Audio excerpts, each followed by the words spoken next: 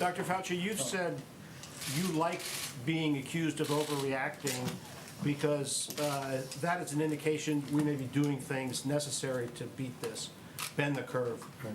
How long do you think it will take for you to be confident that, yes, we're bending the curve, or no, we're not? You know, I can't give you a firm number on that because the dynamics of outbreaks, in some respects, are predictable historically. They do this and that.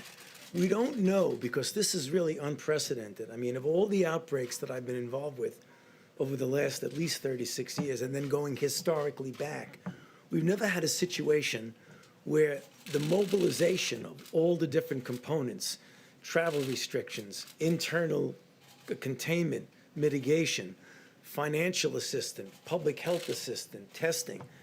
So we don't really know. But the one thing I do know that if you look at models with all of their vicissitudes of models, is that when you have input into the kinds of mitigations and things that we're doing, we're going to see a hump instead of a peak.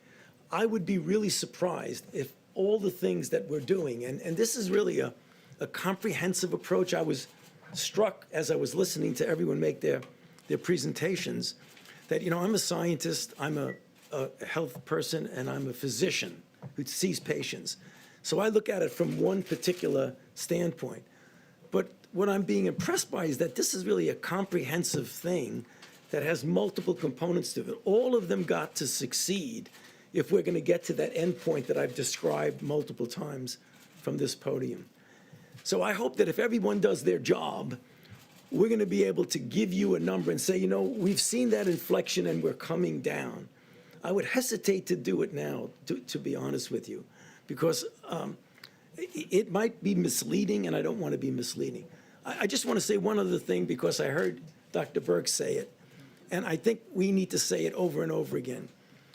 When I was young, a long time ago, I felt that I was invulnerable, the way I think many of us feel we're invulnerable.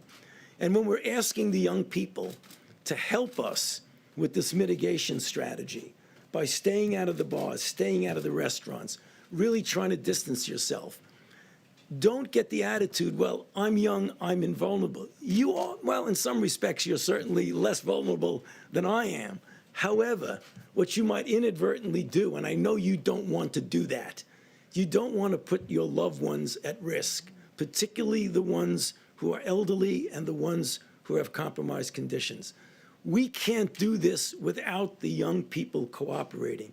Please cooperate with us. Thank you. Dr. Fauci, and I'm going to read my notes so I get this right, but there's apparently a new study out of China. It found that the vast majority of cases, 86%, were in untested patients with mild to no symptoms. So what does that say about the impact of testing, and does it mean that testing should actually go beyond the sickest patients? You know, that question keeps coming up, and I'm not going to evade the question, but I want to make a point.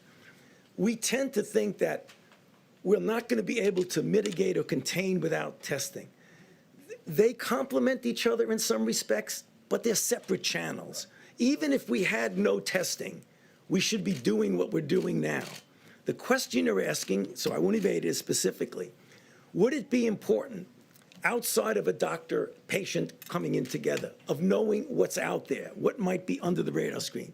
The answer to your question is yes. So let me tell you what the CDC is doing right now. They're going out there, and part of their program is to get a feel for what is there that wasn't initially thought to be coronavirus, that was thought to be something else. When you do that, you're also going to get a feel of what the penetrance is in society. So we are heading with the high throughput things that you've been hearing about to get an answer to your question. Dr. Fauci, Governor Cuomo said this morning he believes that we'll see a peak in terms of infection in 45 days. Would you concur with that? You know, it's possible. I mean, I know that the governor has been really, I believe, doing a really good job of trying to stay ahead of this. 45 days is not unreasonable. You have to be careful. When you get a number, you own the number, and then if the number doesn't come out, you're in trouble. And that's the reason why, from our standpoint, from the federal government, we're talking about a range. So within that range, I mean, it isn't like you want to be correct for the sake of being correct, but you don't want to be wed to something and then have to back off. Go ahead, please. when is the soonest that we'll know that these new guidelines are actually bending the curve or actually working? And is there a point in time where you know, in the next couple of weeks, where you'll be able to tell the president more draconian measures are needed? Well, okay, so what's happening, I mean, if you look as a metaphor, it's kind of like a race against the virus. If left to its own devices, will do this, and us trying to somehow blunt that. Now, you could see the virus going up and up, and your effect, your work, what you're trying to do, may actually be having an effect, but you may not see it because it'll still be going up. And as you're trying to implement your interference with the virus, you may not realize that you're actually interfering. And you'll say, wait a minute, it's still going up. What's going on? You've done nothing. But you don't know whether it would do this versus that. So the answer to your question, it probably would be several weeks and maybe longer before we know whether we're having an effect. It may be at the end of the day, we'll see a curve that would have been way, way up. But I wouldn't put us to task every few days. Well, wait a minute, it's going up. Is it working or not? That would be really misleading if we do that. Go ahead. Regarding the 15-day guidelines which were announced yesterday, one of those guidelines was a recommendation against gatherings of 10 or more people. And today, the governor of Alabama issued her own guidelines, and it was a recommendation against gatherings of 25 Right. or more people. What is your recommendation for people of Alabama, people across all of the country, as far as the guidelines that were announced yesterday by the federal government? Okay, so the one thing we don't want to do is to get hung up on the difference between 10 and 25. I think you might agree with that. When we give guidelines, they're only guidelines. We sit down, we look at the data, as Dr. Burke said, we're data-driven, and we say, on different models, 10 looks good. If someone wants to do 25, we're not going to fault them, but if someone wants to come to us and ask us what we think the best is, we stand by the numbers. It isn't perfect, it isn't precise math, it's assumptions and it's data that make you get your decision. But would it be more effective if every state and every city in the country was playing by the same rules Yes, instead of different? of course. But this is the United States of America. There's a lot of free enterprise there. People do their own thing.